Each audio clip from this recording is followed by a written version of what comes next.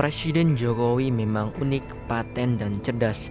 Dikelilingi oleh para pesetia, salah satunya AM Hendro Priyono. Dengan seluruh proksi dekat dan jauhnya menghasilkan strategi politik yang mumpuni, menyelesaikan persoalan. Contohnya dukungan kuat AM Hendro Priyono secara tegas untuk menghabisi pembangkang politik lewat kedok agama Muhammad Rizik Syihab adalah AM Hendro Priyono yang tegas berani menyebutkan tentang posisi strategis WNI keturunan Arab. Mereka mendapat tempat khusus dalam hati jiwa religius umat Muslim lugu. Sayangnya, di mata Hendro Priyono, posisi tersebut beberapa tahun belakangan disalahgunakan oleh warga keturunan Arab. Mereka membangun politik identitas dengan agama sebagai kedok kepentingan politik, bahkan melakukan pembangkangan dan terorisme. Semua berawal dari provokasi antara lain dilakukan para keturunan Arab seperti para pentolan FPI.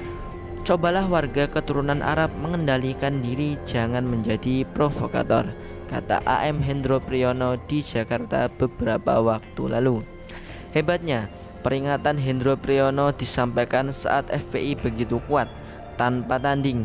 Sikap tegas guru besar Sekolah Tinggi Intelijen Negara dan Sekolah Tinggi Hukum Militer itu memberikan suntikan semangat bahwa masih ada negarawan, militer, jenderal, purnawirawan yang tegak lurus. AM Hendro Priyono menjadi sosok langka di tengah oportunis seperti Yusuf Kala, Susilo Bambang Yudhoyono, dan para pentolan kami untuk menyebut segelintir. Di tengah kebuntuan keraguan karena kekuatan Muhammad Rizik Syihab yang luar biasa, dengan didukung uang tanpa seri oleh Cendana, Cikeas, dan Caplin, sehingga pembangkangan FPI dan Muhammad Rizik Syihab dianggap sanggup menjatuhkan Jokowi, Hendro Priyono tetap menyuarakan kegelisahan terkait radikalisme, intoleransi, dan terorisme. Saking merasa besar, bualan FPI dan Munarman dengan 7 juta pendemo 411 dan 212 hendak dilakukan ulang pada 1812.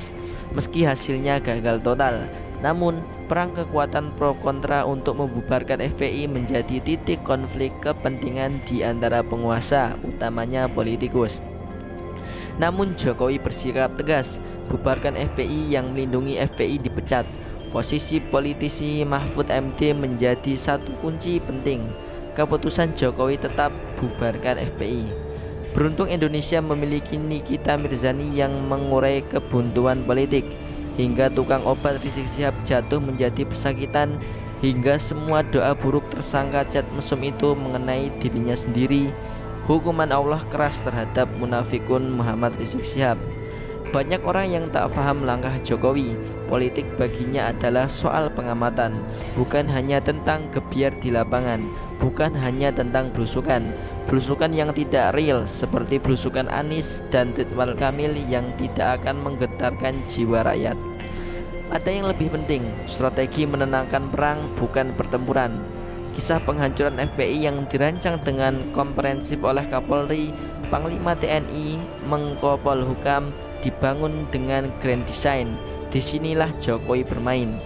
Strategi politik Jokowi selalu membutuhkan momentum, tidak terburu-buru. Momentum penghancuran FPI justru diambil ketika FPI sudah nyata-nyata didukung oleh Cikeas, Cendana, dan Yusuf Kala. Pernyataan Yusuf Kala tentang kekosongan pemimpin dan Yusuf Kala akan mendatangkan Taliban ke Indonesia juga harus disikapi. Jokowi yang bukan militer paham betul strategi perang, yakni memahami center of gravity yang pasti dipahami lulusan School of Advanced Military Study for Leavenworth. Maka Jokowi memutuskan untuk menghancurkan FPI dan Muhammad Rizik Syihab ketika FPI ada di titik kekuatan tertinggi dengan para pendukung telanjang. Seluruh proksi pendukung MRS tampak di mata, gampang menyikatnya. Dengan demikian, penghancuran FPI menjadi paripurna. Target selanjutnya memenjarakan Anies Baswedan lewat KPK tanpa memusingkan posisi Novel Baswedan. Kasus dugaan korupsi pameran buku Jerman ketika Anies Baswedan menjadi Mendikbud akan dibuka. AM Hendro Priyono konsisten menghantam radikalisme, terorisme, intoleransi meski di tengah kepungan kekuatan FPI dan kelompok oportunis yang menguasai seluruh kekuatan uang.